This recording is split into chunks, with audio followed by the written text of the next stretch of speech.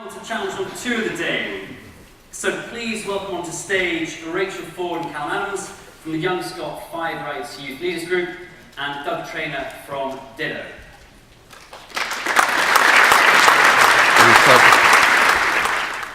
Before we begin, hands up if you didn't feel comfortable talking about something you had done that might be a bit embarrassing before you turned 18 with the person sitting next to you. Hands up if, when you were growing up, you made a choice between showing someone or hiding a picture of your experimental haircut or questionable dress sense. And hands up if you think young people actually know everything that's out there in the digital world about themselves. And that's why we're here. Hi, I'm Callum, I'm 15. I'm Rachel and I'm 19.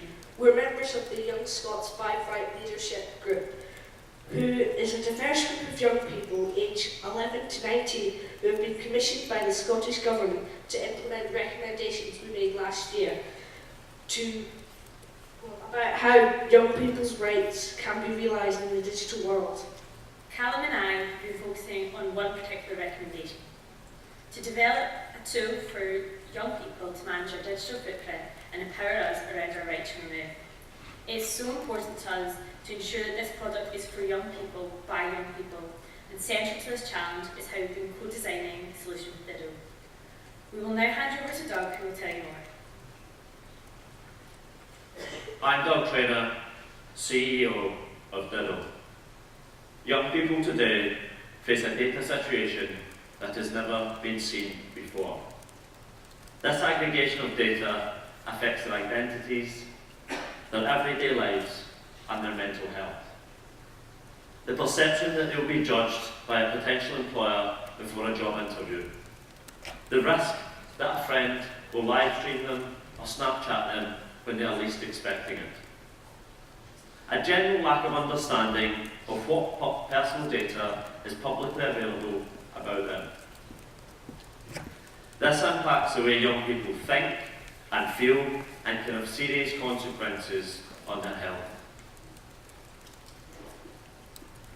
This is intensified by the sheer volume of data that has been produced online every single day. The effect of having to constantly think about what data is online about them and what data is going to be recorded and shared by friends, friends of friends, or third-party developers. And this doesn't even include data that's accessed illegally through hacking activities. Gone are the days where escapades only happen at Christmas parties. Now, it's everyday life for your average young person. We are going to give every young person the opportunity to better understand and manage their digital lives.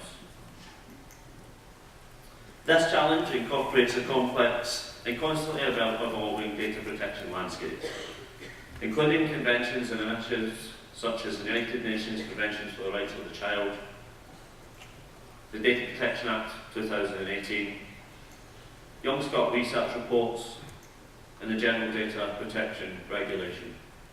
This is all hinged together by 5 rights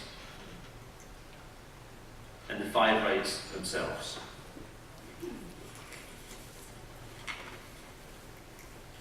The Disrupted Childhood Report found that 83% of 12 to 15-year-olds own a smartphone. 64% of 15 to 18-year-olds own 4 or more devices. Data sells. Corporations are capitalising on data. These corporations, governments, industry, and startups like us need to engage and be involved in the conversation to create solutions to these already identified problems. Although not explicitly, this is a cybersecurity product. The total global cybersecurity market size in 2018 was $151 billion. This is expected to grow to $202 billion by 2021. We have our first customer pending commercial agreement. 630 to 10,000 potential users.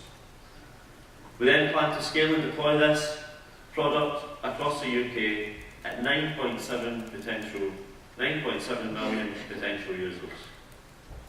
This product is internationally viable with a potential young person market of 1 billion users. We have automated and simplified complex and mundane tasks into interactive educational software. DigiKen, an interactive assistant, handhelds users through the process. The app is tailored to specific age ranges for better user experience. During setup, users will select the applications that they use personally, and a digital award exists to drive digital literacy. My information shows what information is online about users. And the data is then displayed in a clear, easy to understand way so they can view, manage, or delete their data if required.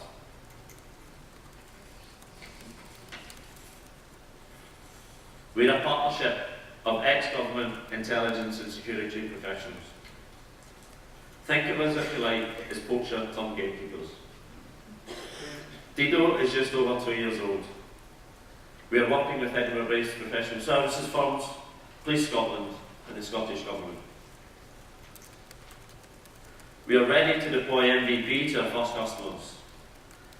We will have a 6-man full-time team in the next few months, and this will allow us to execute our business plan and marketing strategy. We will then scale and support the DevOps lifecycle with the existing product base across our client base. Today, for the first time, we are giving away 100 free for life licenses. If you would like one, come to our stand. We're also looking for collaboration opportunities, particularly in the Scottish education sector. Like every startup, we are also looking to seek out potential investors. So if you're any of these things, or would just like to come and say hello, pop by the stand. Thank you for listening.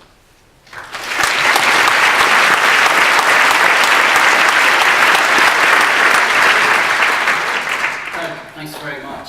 Okay, so any questions? Yes, hi there, hi.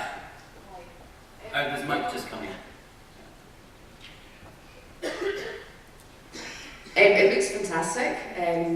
One of my questions was, whilst obviously the challenge started with young people, some of us more mature individuals might also struggle with the same issues. Do you plan to keep it focused on young people or broaden the youth?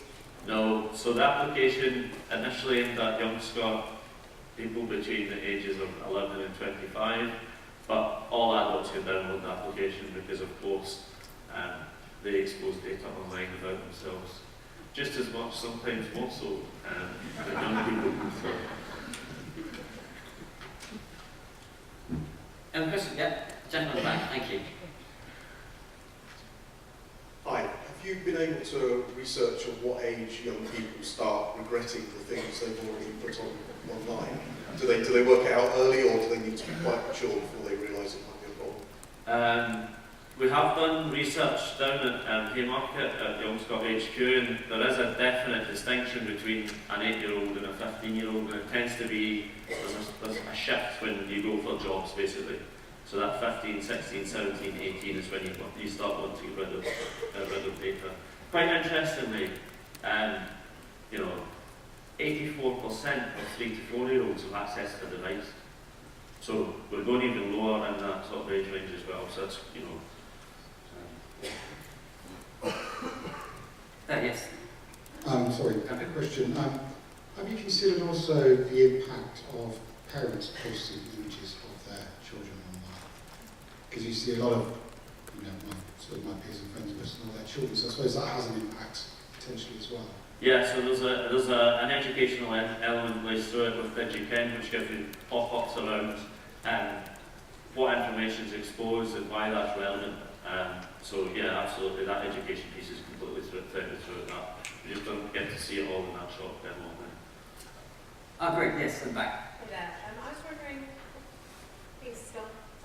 I was wondering how you're actually doing the assessment of that information being public without also capturing that data and potentially creating a new place where your data is stored and shared. So how are you doing that?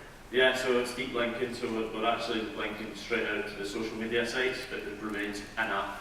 So we'll not recreate the data, it's actually direct linked to source with the software wraparound. Has anyone got questions for Cal or Rachel in terms of their experience? Yes, Trish.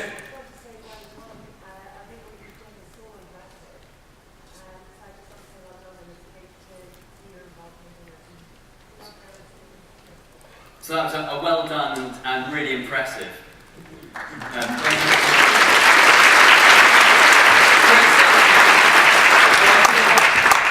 One more question and then...